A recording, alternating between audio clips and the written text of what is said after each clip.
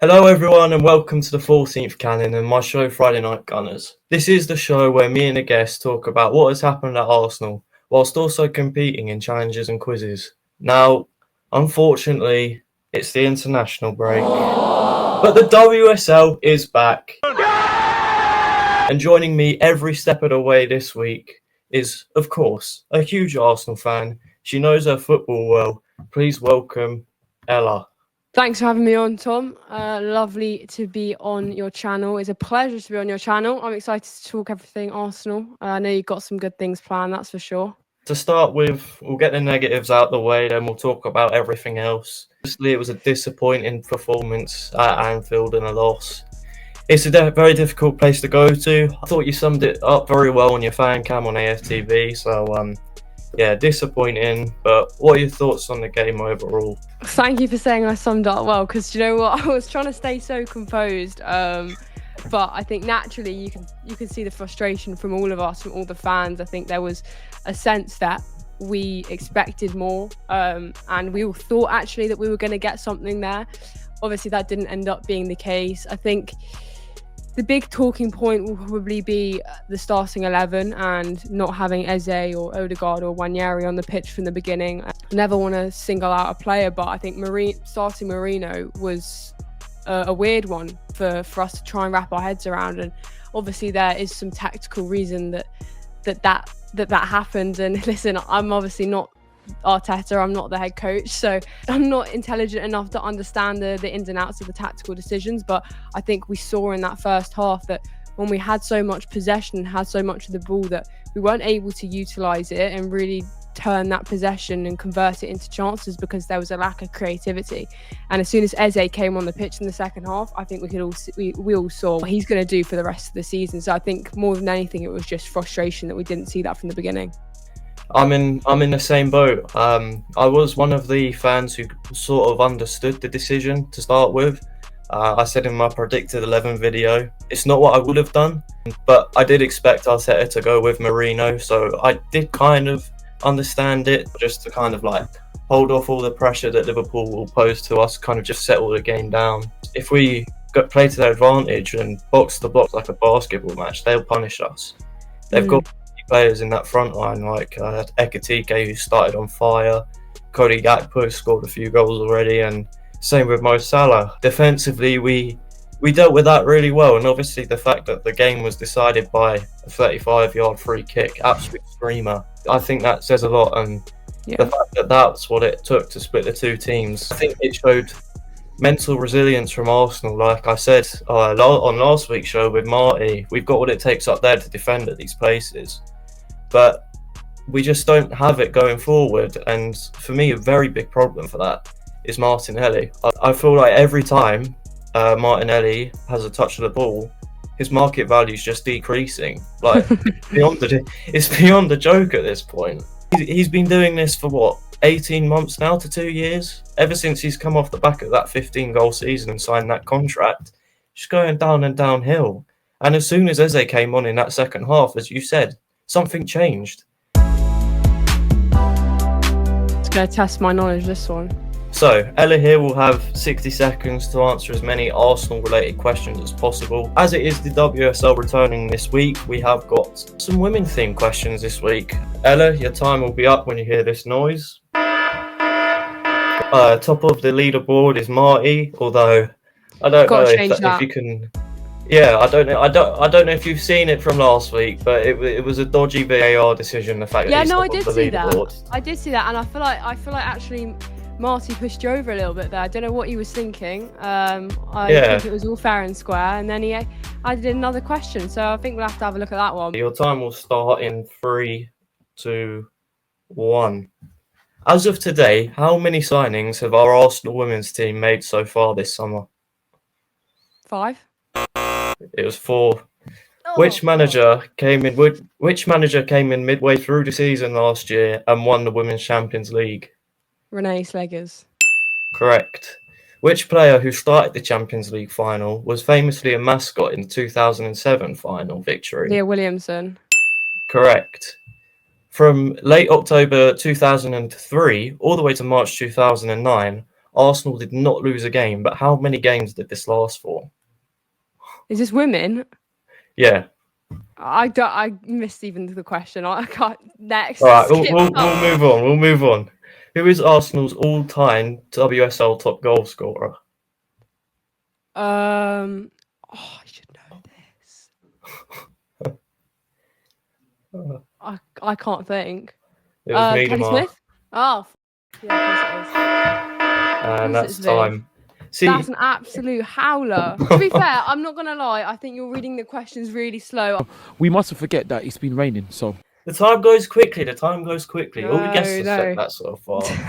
That's not a good display of my knowledge. The return of Chloe Kelly and Tyler Hinds, the arrival of Borb in goal, and the record WSL transfer of Olivia Smith.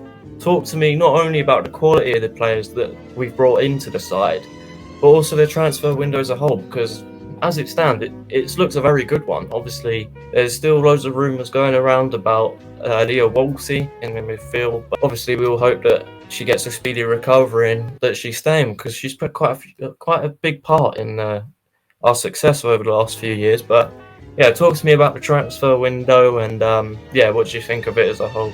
Well, everything I've seen, unfortunately, says that Leah Valti is basically a done deal to Juve. So it'll be sad to see her go. It's natural, because you look at us bringing in players, and that's always the case, that you can't keep everyone happy. So a few outgoings, that does make sense. Our squad is already incredible. In terms of the players that we've brought in, I think every Arsenal fan, well, I can speak on I think the entire fan base's behalf, that we're buzzing to see Chloe Kelly back, because I think she just looked so revitalised when she came in on loan and just looked like a different player. Obviously, there was that kind of fallout with City and Gareth Taylor, and then she joined Arsenal and just looked like she'd kind of got her mojo back and started really contributing, getting some goals and assists. I know she wasn't there for very long, but the brief spell that she had, I think, proved why she's going to be a huge player for us next season. And I said on another podcast that I think it's going to be really interesting to see what she can do when she has a whole season under Renee. And she is, for me, a huge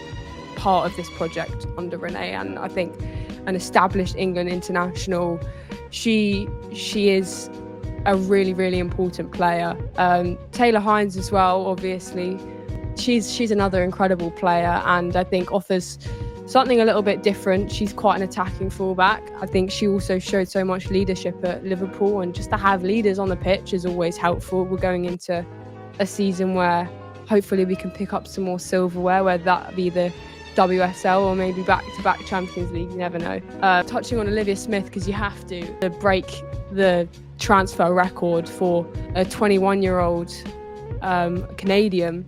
It's incredible, and it makes me really proud to support the club, because you see what they're doing in the women's game. And I know it's funny, because you look at it, and £1 million in the men's game, they splashed that on some 17-year-old potential wonder kid, whereas in the women's game, we're breaking records here with this amount of money, and I think it's going to do a world of good. And she looks like someone that is going to be a superstar. She's definitely going to get minutes next season, and she's going to grow under the supervision of the more experienced players that we have in the squad. But I think the main takeaway is now the squad that Arsenal have, and I think that is what is going to help us potentially compete with Chelsea next season, because Chelsea also have a ridiculous squad, and I think that's why they've been so consistent over the last couple of years. So I think this could be a special year for Arsenal under Renee, I'll be honest.